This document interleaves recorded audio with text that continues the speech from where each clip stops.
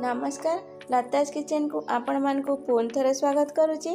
आज रेसिपी अच्छी दही पोटल बिना टमाटो आउ बिना आलू रे आमे दही पोटल बनेबा। बहुत इजी रे आ कम टाइम रे हे जिवो। पूरा बाहाघर भोजी भलिया दही पोटल लागिवो। चलंतु आज स्टार्ट करिबा दही पोटल। जदि मोर रेसिपी भल लागि थाए लाइक शेयर कमेंट करिवे एवं नुआ थिले मोर चैनल को सब्सक्राइब करनेबे।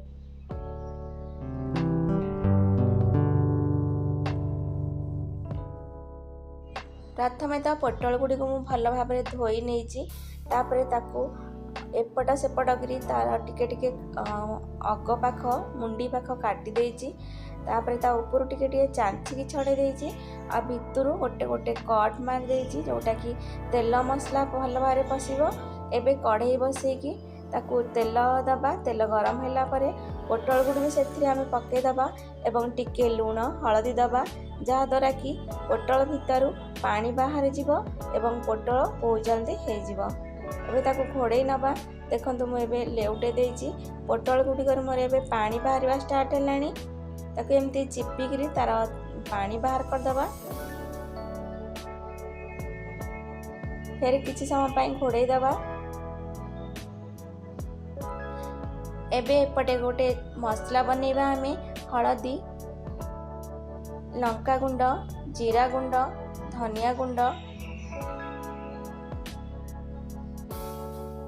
एपटे अदा रसुण को मु शिଳରେ बाटिकी मसला करी।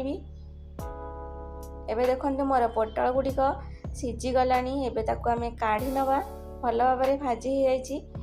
आमे एबे ताकू काढ़ी के अलगा जगह रखिबा एवं कढ़ई रे तेल दबा। एतरे किछि गोटा मसला पकेइबा एवं चुना चुना पियाज पकेइबा। एबे अदा और रसुण बटाटी को सेतरे दे दबा। एबे मसला को भल से कसिबा। रखिथिबा गुंड मसला को पानी देकी गोळेई देकी सेतरे दे दबा आ भल से कसिबा। किछि कस्तूरी मेथी पकेइबा भल फ्लेवर पाई। एबे मसलाटी को भल से आमे पानी मरिया जंके कसिबा। एबे देखंतु मोर मसला रो तेल छाडिलानी। एबे भाजिकी रखिथिबा पोटल को दे दबा। पोटल को देकी भल से घांटिबा जेमती मसला पोटल भितरे पशिजिवो। एबे रखिथिबा दही को भल से घांटिकी दहीटी को आमे गैस रा फ्लेम को धीमी करिकी दहीटी दबा। काइना हाई फ्लेम रे देले दहीटी छिड़ी जीवो। एबे ताकू किछि समय पई आमे घोड़े दबा। तापरे देखंतु मोर दही पोटल बनी आइछि। गरम मसला देकी धनिया पत्र देकी आमे ताकू गरम गरम भात संगे किंबा परोटा संगे जोथरे भी आम चॉइस अनुसार आमे खाई परिबा।